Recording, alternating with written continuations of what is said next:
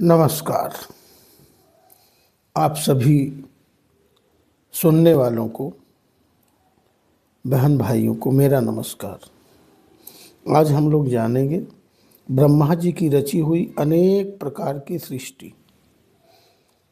क्योंकि ब्रह्मा जी शुरुआत में पुरानी यादें ताज़ा करके जब सृष्टि की रचना करने लगे तो उलझ जाते, फंस जाते, बेचैन हो जाते, शरीर को त्याग देते, फिर शरीर धारण करते, फिर बनाते, सृष्टि करते, खुद परेशान होते। जो सृष्टि रचते रचते ब्रह्मा जी को काफ़ी समय लगा था। लेकिन हाँ, आप सब अगर अभी तक इस चैनल को सब्सक्राइब नहीं किए हैं तो कृपया आप सब्सक्राइब कर लीजिए, जिससे रोज़ नई नई जानकारी आप तक पहुंचती रहे। और तो और आप जो है इसको लाइक करिए। और सबसे महत्वपूर्ण बात यह है कि यह भागवत मैं पढ़ता हूँ तो इसका आनंद मुझे मिल रहा है और मुझे सुकून मिलता है, शांति मिलती है। और ये सत्संग हो जाता है आपसे कहने के बाद। जब मैं आपसे कहता हूँ तो मेरा सत्संग हो जाता है आपसे, और आप जब दूसरे को शेयर करेंगे तो वो सत्संग आपका उससे हो जाएगा।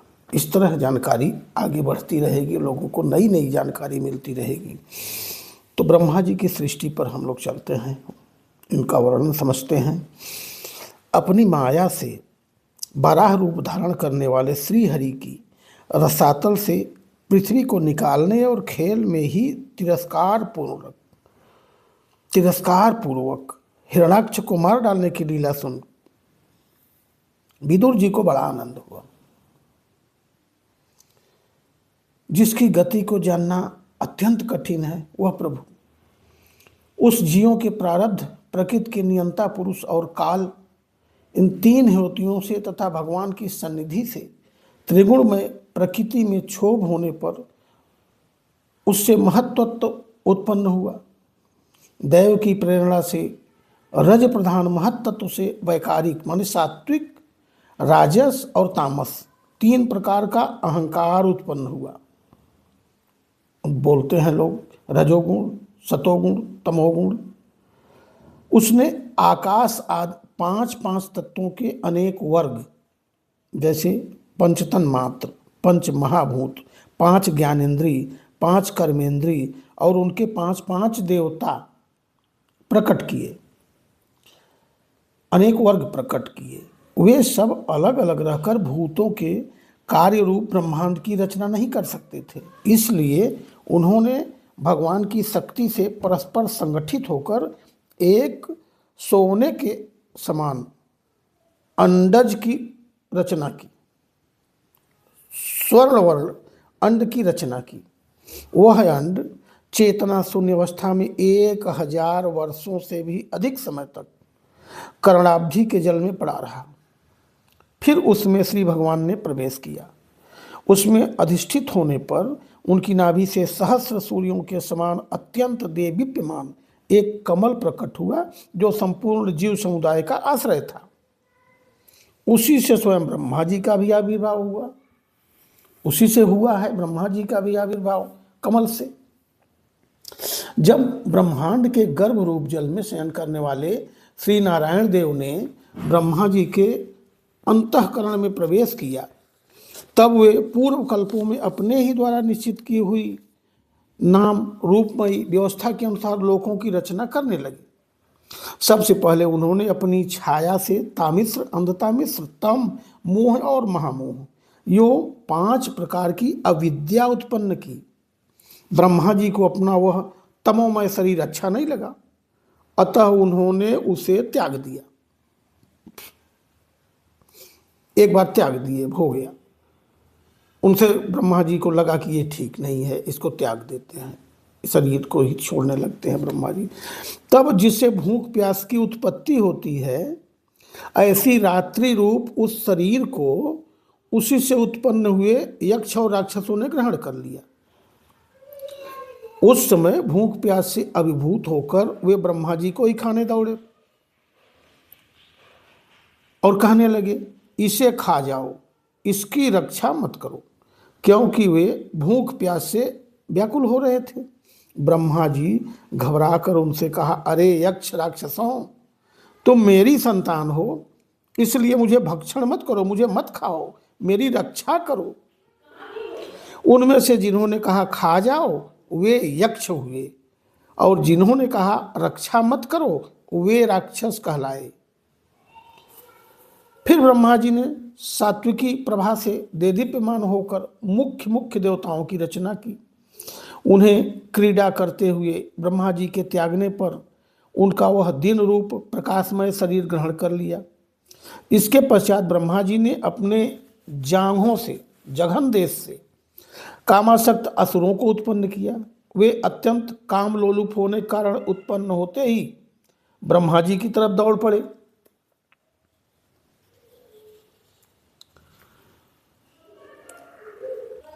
यह देखकर पहले तो ब्रह्मा जी हंसे,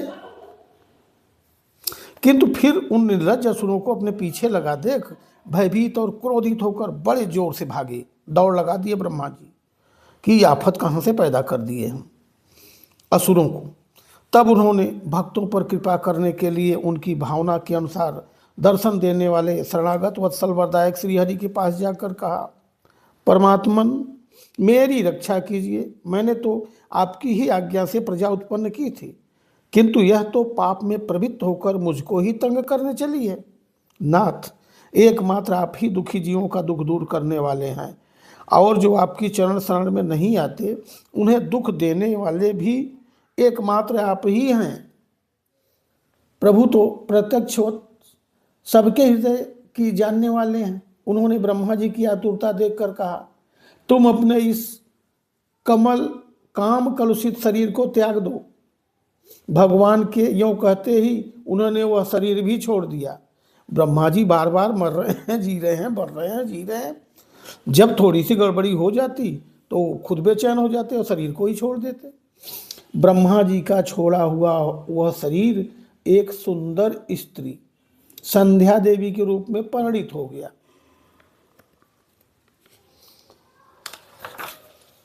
और उन मूढ़ों ने, राक्षसों ने उसे कोई रमणी रत्न समझकर ग्रहण कर लिया।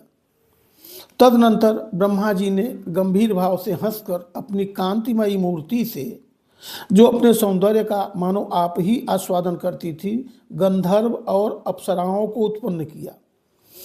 उन्होंने ज्योत्सना माने चंद्रिका रूप अपने उस कांतिमय प्रिय शरीर को त्याग दिया। उसी को विश्वावसु आदि गंधर्वों ने प्रसन्नतापूर्वक ग्रहण किया। इसके पश्चात भगवान ब्रह्मा ने अपनी तंद्रा से भूत पिशाच उत्पन्न किए। उन्हें दिगंबर माने वस्त्रहीन और बाल बिखरे देख उन्होंने आंखें मूंद ली। ब्रह्मा जी के त्यागे हुए उस जम्हाई रूप शरीर को भूत पिशाचों ने ग्रहण किया। इसी को निद्रा भी कहते हैं, जिससे जीवों की इंद्रियों में शिथिलता आती देखी जाती है। यदि कोई मनुष्य जूठे मुंह सो जाता है तो उस पर भूत पिशाचादि आक्रमण करते हैं, उसी को उन्माद कहते हैं। फिर भगवान ब्रह्मा ने, और ऐसा तो बड़े बुजुर्ग भी घर में कहते हैं कि जूठ नहीं लगा रहना चाहिए, मुंह साफ कर लो, हाथ धो लो, नहीं तो रात में बुरा बुरा स्वप्न देखोगे। फिर भगवान ब्रह्मा ने भावना की कि मैं तेजोमय हूँ और अपने अदृश्य रूप से साध्यगण एवं पितृगण को उत्पन्न किया। पितरों ने अपनी उत्पत्ति के स्थान उस अदृश्य शरीर को ग्रहण कर लिया। इसी को लक्ष्य में रखकर पंडित जन श्रद्धा आदि के द्वारा पितर और साध्य गणों को क्रमशः कव्य, पिंड और हव्य अर्पण करते हैं। अपनी तिरोधान शक्ति से ब्रह्मा जी ने सिद्ध और विद्याधरों की सृष्टि की और उन्हें अपना वह अंतर्धान नामक अद्भुत शरीर दिया। एक बार ब्रह्मा जी ने अपना प्रतिबिंब देखा, तब अपने को बहुत सुंदर मानकर उस प्रतिबिंब से किन्नर और किम पुरुष उत्पन्न किए। उन्होंने ब्रह्मा जी के त्याग देने पर उनका वह प्रतिबिंब शरीर ग्रहण किया। इसीलिए ये सब उस काल में अपनी पत्नियों के साथ मिलकर ब्रह्मा जी के गुण कर्मादि का गान किया करते हैं। एक बार ब्रह्मा जी सृष्टि की वृद्धि न होने के कारण बहुत चिंतित होकर हाथ पैर आदि अवयवों को फैलाकर लेट गए। बोले बहुत हो गया, अब वृद्धि हो नहीं रही है, मैं पैदा किए ही जा रहा हूँ। वो क्रोधित हो गए और लेट गए चुपचाप, हाथ पांव फैलाकर। क्रोधवश उस भोगमय शरीर को त्याग दिया।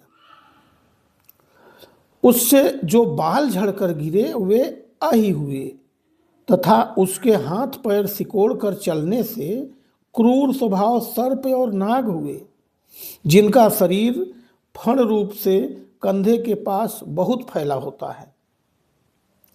एक बार ब्रह्मा जी ने अपने को कृतकृत्य सा अनुभव किया। उस समय अंत में उन्होंने अपने मन से मनुओं की सृष्टि की। ये सब प्रजा की वृद्धि करने वाले हैं। मनस्वी ब्रह्मा जी ने उनके लिए अपना पुरुषाकार शरीर त्याग दिया। मनुओं को देखकर फिर ब्रह्मा जी त्याग दिए। मनुओं को देखकर उनसे पहले उत्पन्न हुए देवता गंधर्व आदि ब्रह्मा जी की स्तुति करने लगे। वे बोले, विश्वकर्ता ब्रह्मा जी, आपकी यह मनुओं की सृष्टि बड़ी ही सुंदर है। इसमें अग्निहोत्र आदि सभी कर्म प्रतिष्ठित हैं। इसकी सहायता से हम भी अपना अन्न माने अपना भाग हवन द्वारा ग्रहण कर सकेंगे।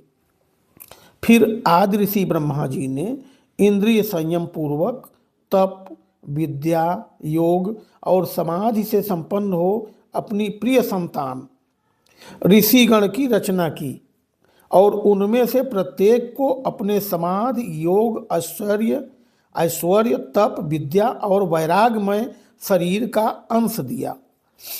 यह ब्रह्मा जी की रची हुई अनेक प्रकार की सृष्टि और बार बार शरीर त्याग देना, छोड़ देना और उलझ जाना, परेशान हो जाना, अंत में जब ब्रह्मा जी मनु तक आए, मनु की उत्पत्ति किए, तब जाके इनको शांति मिली, तब सृष्टि आगे बढ़नी शुरू हुई।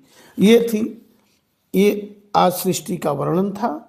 और इसके बाद जो है स्वयंभू मनु का वंश की चर्चा हम लोग करेंगे, करदम जी की तपस्या, और करदम जी से फिर आगे की सृष्टि चलती है मनु महाराज, स्वयंभू मनु से और शतरूपा से जो सृष्टि चली, तो उस पर हम लोग चर्चा करेंगे। लेकिन आप सबसे सादर अनुरोध है, आग्रह है कि आप लोग चैनल को सब्सक्राइब कर लीजिए, जिससे ये पुण्य आपको भी मिलता रहे। और कलयुग केवल नाम आधारा, सुमिर सुमिर नर उतरे पारा। और तो टाइम नहीं है किसी के पास, और अब तो यही सत्संग का तरीका है हमारे और आपके पास। लगा लिए, आनंद से सुबह शाम सुने, तो इससे एक नई जानकारी भी आपको मिलेगी और सत्संग भी आपका हो जाएगा, ईश्वर का गुणगान और बखान भी हो जाएगा। धन्यवाद आप सभी का, जो आप सब इतनी देर तक जुड़े रहे मेरे से। धन्यवाद, नमस्कार।